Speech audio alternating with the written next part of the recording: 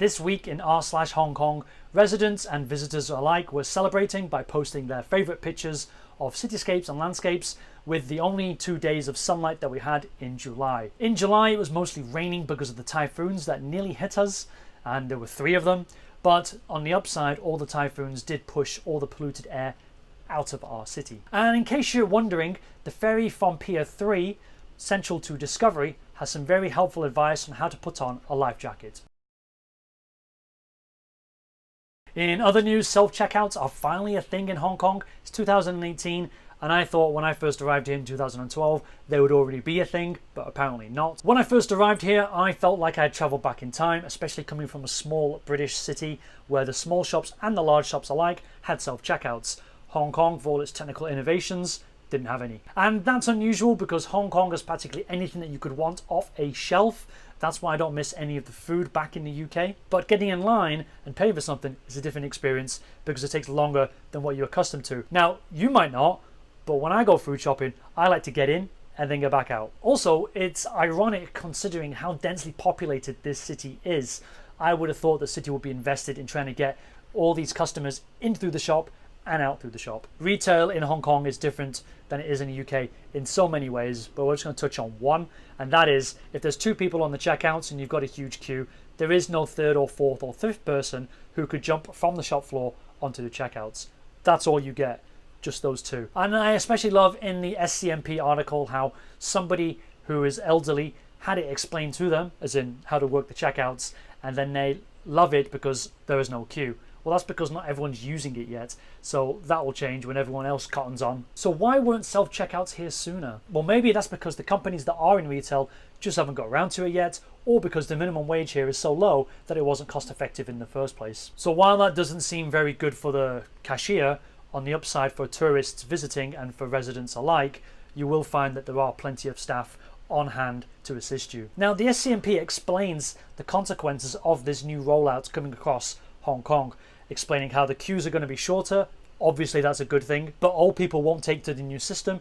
No offense, but old people are in their twilight years and you can't expect them to change habits just to suit the new and retail environment that they're now up against. And the other real fear, of course, is that with self-checkouts, normal cashier positions will be reduced or they will be made redundant because there are no other positions to fill in the actual store. The issue of automation is a new conversation for Hong Kong. And even in 2018, using them, and I'm using my perspective on this now, using them today, they aren't as sophisticated as the ones that I was using 6 years ago back in the UK. For example, reduced items can't be scanned, some credit cards are not accepted, 3, plastic bags as an extra charge can't be added, and 4, the user interface isn't very clever. So of course people aren't going to use them if they're perceived to be a hassle or an inconvenience to their lifestyle. Personally, I don't know why they just don't leapfrog what happens in the West and introduce some sort of RFID solution whereby every single product is tagged from the shelf, and when the customer puts it in the basket and the basket goes on the counter,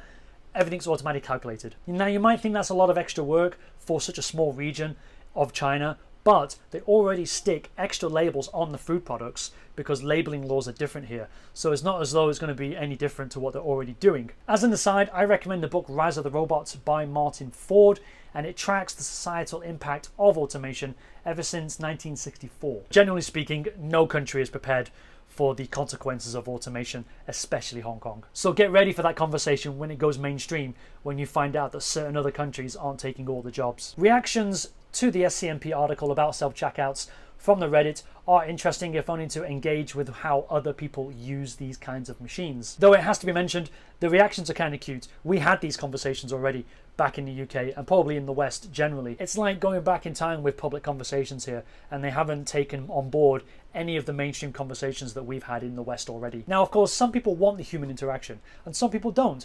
Many people are technically illiterate and others aren't, even if they didn't realize McDonald's gave away a free sundae with the download of their app so that you can buy something from them without even lining up or entering the store first. Cracks me up, like the fact that the comment is saying, I didn't even know I get a free sundae.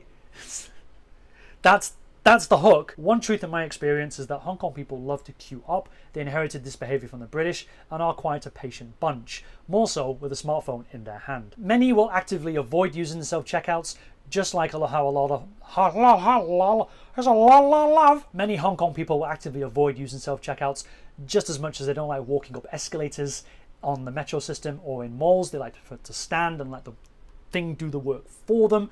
So I find myself agreeing with a lot of the comments from the Reddit. Many times I've either slipped through a supermarket in record time because no one's using the self-checkouts, or I happen to walk past McDonald's and no one's actually using the touchscreen devices. They're all queuing up at the cashier speaking to the actual person. Self-checkouts are basically a lot of work to the uninitiated.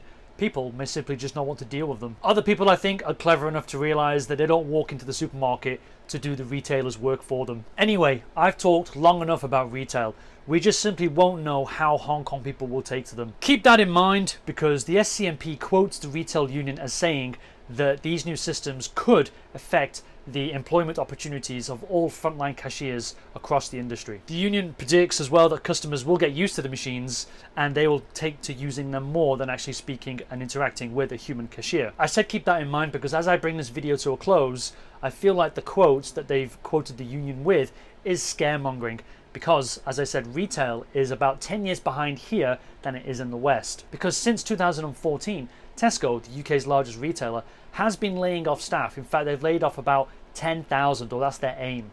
But a lot of those members of staff actually work in call centres and are middle management. None of them, in the articles that I've read, are listed as frontline cashier staff. Now, Tesco cites business efficiencies and to remain competitive against online retailers. But it's not like Tesco would ever tell us the truth and say, yes, self-checkouts are causing frontline cashiers to lose their positions. On the flip side, Aldi, which is also another UK retailer from Germany, they see no incentive for actually introducing self-checkouts. They say they're not cost effective and they don't save time. And even though I said we don't know how people are going to react to them here, we can already see in a more mature market how the market has reacted to self-checkouts. So with different outcomes, as I've explained in the UK market, who knows what the long-term implications are for Hong Kong. We have the consumer preferences alongside the business preferences, and the businesses, just as much as the consumers, can change their mind. And something that crops up from time to time are reimagined metro maps. Sometimes some people want to make it an all-English version, some people want to make a Chinese version, some people want to make a Chinese version translated from English, and in this week's metro map we have the Bay Area metro map, which has been taking quite a bit of heat because a lot of the reactions are somewhat negative because people don't want to see 2047 today. This is basically combining the city of Shenzhen's metro with Hong Kong's metro. Currently they're split up at the border, but once the border comes down you will have them hopefully combined. I'm all for it. Makes practical sense because then you can just travel around into China and back out again in a much more seamless manner. But I'll leave that with you. You can tell me what you think in the comment below or join us on the Reddit group. Thank you for watching.